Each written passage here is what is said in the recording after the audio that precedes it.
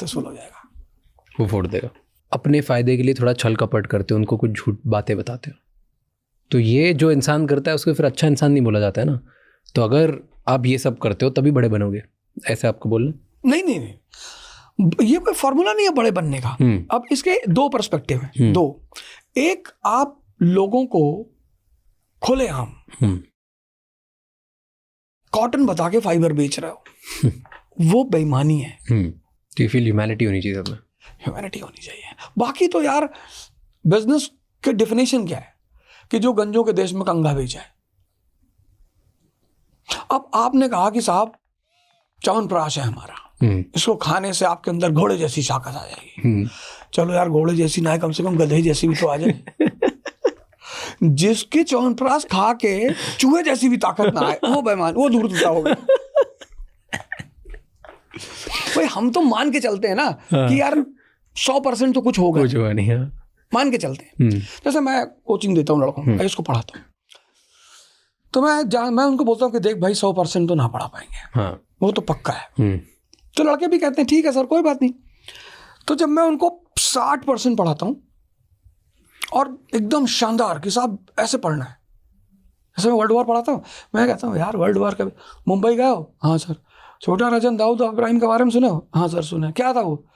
Sir वो don थे तो ना रहे। मैंने कहा वो भी वर्ल्ड वॉर है पर शहर के लेवल पे है। मुंबई की इकोनॉमी 10,000 करोड़ की है। अब जो शहर पे राज करेगा वो 10,000 करोड़ की इकोनॉमी पे उसका कब्जा होगा। तो ये जो मुंबई शहर में हो रहा है छोटा राजन दाऊद इब्राहिम, यही वर्ल्ड के लेवल पे हो रहा है। पहले वर्ल्ड वॉर में ब्रिटेन चाहता था कि पूरी दुनिया मेरी बाजार रहे, जर्मनी ने कहा आधा तो हम भी लेंगे, बस हो गया गैंग वॉर। तो अब तुम उसे मुंबई के लेवल पे देखोगे तो वो गैंग वॉर है, लेकिन वर्ल्ड लेवल पे देखोगे तो वो वर्ल्ड वॉर है। तो अब इस तरह से मैं उनको विजन देता हूँ कि भाई ऐसे पढ़ना। तो कहते सर बस 60 बहुत है सर। अगर 20 का मैंने उन्हें नोट्स दे दिया तो उस पर वो खुश है। हाँ। लेकिन अगर मैंने 100 के बजाय 20 पढ़ाया और 10 के नोट्स दिए, तब फिर वो बेईमानी हो जाएगी। तो उससे आदमी को बचना चाहिए। आपको ऐसा लगता है कि जो टॉप पे होता है, जो पावरफुल होता है, वो मैनिपुलेट करता है? बिना मैनिपुलेट किए कोई टॉप पे पहुंच ही नहीं सकता, लॉ है ये। इसको मैं, जैसे हमारे से कलाम साहब थे, वो प्रेसिडेंट तो बन गए पर वो इलेक्शन लड़ते तो हार जाते, ऐसा मैं सोचता हूं। क्यों? मैनिपुलेटर नहीं है ना वो। एक मतलब APJ Kalam was a scientist. मतलब मैं तो कहता हूं हिंदुस्तान में हर आदमी को उनकी किताब पढ़ना चाहिए, ignited minds. You should have a dream, you should have guide and coaches and all. बड़ी प्यारी किताब है, पढ़नी चाहिए। तो अब किस्मत बहुत अच्छी थी, कुछ समय भी था कि वो भारत के प्रेसिडेंट बन गए। तो जब वो प्रेसिडेंट हाउस से निकलते हैं तो एक बैग उनके साथ है, 2-4 बैग हैं किताबों के हैं, बस। कहाँ पहुंच सकते हैं वो टॉप मोस्ट पोस्ट पे? भाई इंदिरा गांधी ने किसी जमाने में कहा गरीबी हटाओ, गरीबी हट गए। नेपोलियन ने यही किया। Good days ahead, 1789 French revolution, जनता परेशान, चारों तरफ darkness, economic political darkness.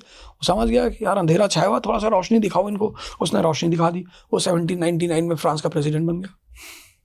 Mussolini यही करता है, हिटलर तो। लेकिन हाँ, अब ये जो पॉलिटिशियंस हैं इनमें डिग्री है। मैनिपुलेट सभी करते हैं, कुछ 100% कर देते हैं कि वही कि आप च्यवनप्राश खाओगे घोड़ी जैसी ताकत आएगी, पता लगा बकरी भी नहीं है, तो वहां भी पब्लिक चटपटाती है, वो परेशान होती है। लेकिन अगर गधे जैसे भी आ गई तो पब्लिक कहती ठीक है भैया चलो इतना तो किया। तो पावर का एक वो है। जैसे लोग, मैं चुनाव लड़ने आया तो लोगों ने कहा कि अरे मास्टर साहब, एक आध हफ्ते तो लोग बड़े आए बताने मुझे बाहर से, अरे ऐसे थोड़े होता है चुनाव, आपको पता है बहुत खतरनाक इलाका है ये दिल्ली का, यहाँ बहुत मर्डर होते हैं। मैं भी उनसे क्या कहता था, अच्छा भैया तो भैया मैं ना लड़ूं भैया। अरे आप टिकट वापस करिए, आप कहाँ चुनाव लड़ने जा रहे हैं। फिर एक हफ्ते बाद जब मैंने उनको बिठाना शुरू किया, किसी को जर्मन में समझाया, किसी को फ्रेंच में, मैंने कहा भैया देख मैं एक्सीडेंटल टीचर हूँ, मैं बनना नहीं चाहता। तो परमात्मा ने कह दिया कि भाई पढ़ा दे। मैंने कहा पढ़ा देता हूँ। और ये सब बदमाशी की बात मत करना। मेरा पहला इलेक्शन था दिल्ली के पटपटगंज में, जहां मेरी पार्टी का कोई आदमी मार नहीं खाया था।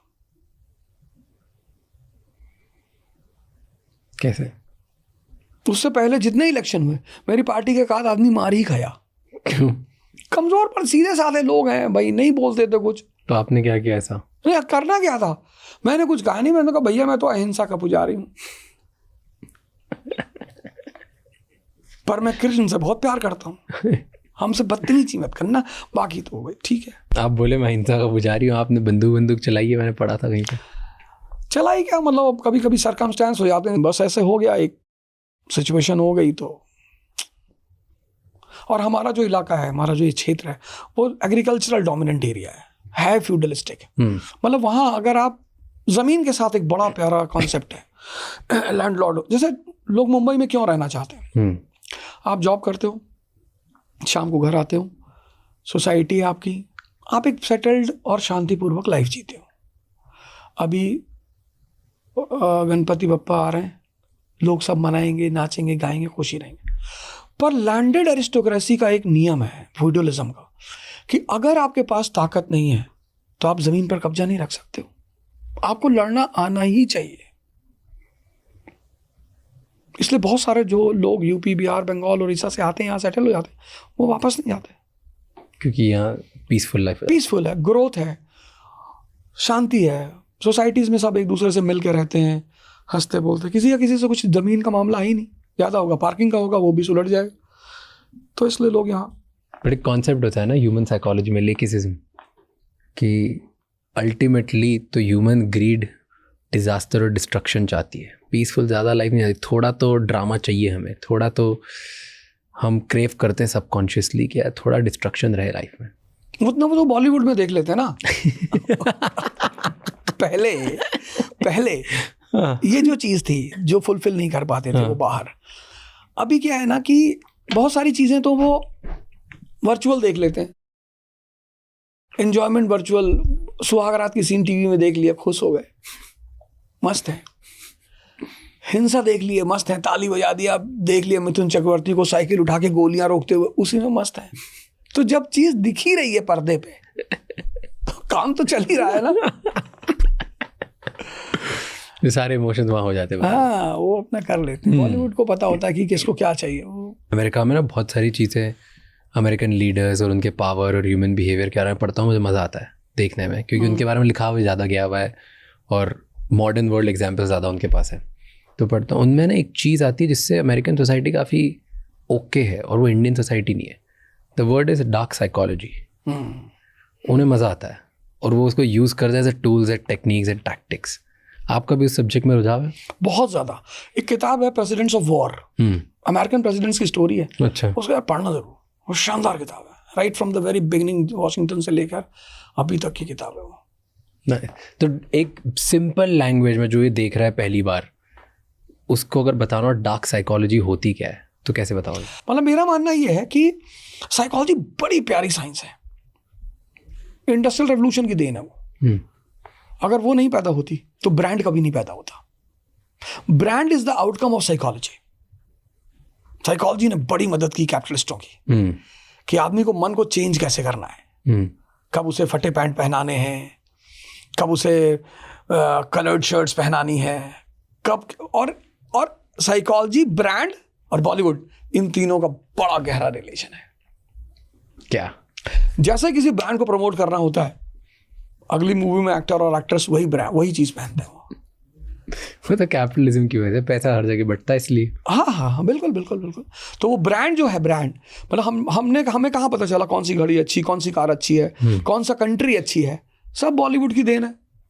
91 के बाद जब पैसा भारत में आया तो लोगों ने कश्मीर और केरला जाना छोड़ दिया कि कौन मुन्नार जाएगा यार, टी देखने कौन जाएगा। तो मूवियाँ आई जिसमें स्विट्जरलैंड की सीन्स दिखाई गई, लंदन, स्विट्जरलैंड, वेगास वगैरह। तो लोगों ने कहा भाई उधर जाएंगे भाई, और पैसा भी आ ही रहा था। और फिर बैंकों ने कहा नहीं है तो हम टूरिज्म लोन दे देते हैं यार, जाओ उधार लेके जाओ, उधार मांगे घी पियो 4 वक्त, तो यही कहता है। तो साइकोलॉजी मतलब कुए, सिगमंड फ्रॉयड, इन 2 आदमी को तो मुझे लगता है हर आदमी को पढ़ना चाहिए, पढ़ना ही चाहिए। और डार्क साइकोलॉजी तो मतलब उसका कोई कहना ही नहीं। अगर उस गेम को आप समझते हो तो मुझे लगता है कि आप एज लेते हो, मतलब जो भी लोग आपके साथ हैं उनसे आप एज लेते हो। किसी को समझाना हो तो कैसे समझाएंगे डार्क साइकोलॉजी? कोई एक टैक्टिक या ट्रिक कहीं आपने एग्जाम्पल देखा हो? अगर ये समझाने वाला फैक्टर इंसान की पकड़ में आ जाए तो अमीर कभी गरीब होंगे ही नहीं और गरीब कभी अमीर होगा ही नहीं। ये तो ब्लिस है कि समझ नहीं सकते लोग कि किसी को बहुत बातें समझ में आ गई, डॉक्टर अंबेडकर, कि ठीक है भैया करो बेइज्जती हमारी पर हम पढ़ेंगे, हमें बिठाओ क्लास के बाहर, हम पढ़ेंगे, हमें पानी पीने मत दो, हम पढ़ेंगे। समझ ही तो थी। और अब वो आदमी भगवान बन गया हिंदुस्तान में। भाई कई लोग हैं, अगर हम उनसे कहते हैं भाई हम पानी नहीं पीने देंगे, वो दूसरे दिन स्कूल ही नहीं आएंगे, माँ बाप केस फाइल कर देंगे। तो हम किसी को समझा नहीं सकते। हाँ, हम एक काम कर सकते हैं, हम उसको कुछ चीजें, जैसे हमारे यहाँ क्या होता है कि अब लड़कों ने लिटरेचर पढ़ना छोड़ दिया। भाई नॉवेल्स क्या है, विजन ही तो देती है। जब आप किताबें पढ़ते हो, अब लोग ऑडियो बुक सुनते हैं, वो नहीं करना चाहिए। क्यों? मजबूरी है तो कर लिया, अलग बात है। सुनने में ये बड़ा प्यारा बात ही, क्यों सुनने में हमारा मन मैकेनिकल हो सकता है और हमें एहसास होता है कि हम सुन रहे हैं पर ओरिजिनली हम सुने ना। लेकिन पढ़ने में हम विदाउट कंसंट्रेशन पढ़ नहीं सकते। जब आपको पढ़ना है तो या तो आप नींद में आओगे या आप पढ़ोगे, पैरेलली साथ नहीं चलेगी चीज़। तो ऑडियो बुक्स ठीक है, अब भाई ट्रैवल कर रहे हैं, सुन रहे हैं, वो अलग बात है, पर कोशिश करना चाहिए कि ज़्यादा से ज़्यादा बुक्स को पढ़ना चाहिए। इसलिए हिंदुस्तान में जब बुक्स पैर पे लग जाती थी तो हम उसे उठा के मत्थे पे लगाते थे, क्योंकि book is the best medium to open this. तो चाबी हो। तो लिटरेचर है, सीन्स हैं, मतलब कुछ स्टोरीज हैं जिनको हम बता सकते हैं, दिखा सकते हैं, केसेस दे सकते हैं कि भाई ऐसा हुआ, ऐसा हुआ, ऐसा हुआ। तो वहाँ पे हो सकता है कि कुछ को बुद्ध की तरह कुछ सीन समझ में आ जाए। जैसे बुद्ध ने डेड बॉडी देखी और ओल्ड एज पर्सन देखा, बीमार आदमी देखा, तो देखने से ही वो जाग गए। तो ऐसा कुछ हम दिखा सकते हैं अगले को कि हो सकता है उसका दिमाग जिंदा हो जाए। पर फिर ये वही ब्लिस है, बाकी समझा नहीं सकते, नहीं समझा सकते, नहीं लोगों को अपने आप ही चमकेगा, नहीं तो नहीं चमकेगा। बिल्कुल, हर कोयला हीरा थोड़ी होगा, पॉसिबल ही नहीं है। पर अगर किसी को साइकोलॉजिकली डेंजरस बनना हो तो क्या कर सकता है, कैसे कोई बन सकता है? अब अगर नीम चाहे कि उसमें से आम निकले तो वो पॉसिबल नहीं है। उसकी मैं एग्जांपल वजह बता दूं। यशस्वी जायसवाल क्रिकेटर हमारा, मस्त कहानी, और अर्जुन तेंदुलकर। तेंदुलकर साहब क्या नहीं सोचते होंगे कि मेरा बेटा मेरी तरह क्रिकेटर हो जाए, लेकिन नहीं बना पाए। सारी सुविधा देने के बाद भी नहीं बना पाए। यही तो ब्लिस है, यहीं पर तो आदमी भगवान को मानने पे मजबूर हो जाता है। यहीं पे तो आदमी सोचता है कि कुछ तो है जो उसके हाथ में है। बेस्ट एग्जांपल, मतलब वो बंदा आता है यूपी के एक शहर से, यहाँ पे शाम को पानी पूरी लगाता है, जहां तक मैंने सुना है, बेचता है 3 घंटे, फिर पानी पूरी, वो भी नहीं सोनार की दुकान पे बैठ रहा है, वो पानी के बताशे बेचता है, और फिर प्रैक्टिस करने जाता है। और आज एक इंटरनेशनल क्रिकेटर है, opener, without any facility, without any banking, without any godfather. और एक आदमी है जिसके पास सब कुछ है, Rohan Gavaskar. Rohan Gavaskar is the son of God of cricket, Sunil Gavaskar. कोई मामूली आदमी का बेटा नहीं है Rohan Gavaskar. Gavaskar is a God of cricket of my time. मतलब हम जब उनको ग्राउंड पे देखते तो भाई गावस्कर जी आ गए, अब तो बढ़िया मजा आएगा। तेंदुलकर इज अ गॉड हमारे टाइम, मतलब आपके टाइम के हो। तो ये दोनों गॉड अपने बच्चों को देवता नहीं बना पाए। इसलिए हम किसी को फैसिलिटी दे सकते हैं, बता सकते हैं, अगर उसकी इनर इंस्टिंक्ट नहीं होगी तो वो नहीं कर पाएगा।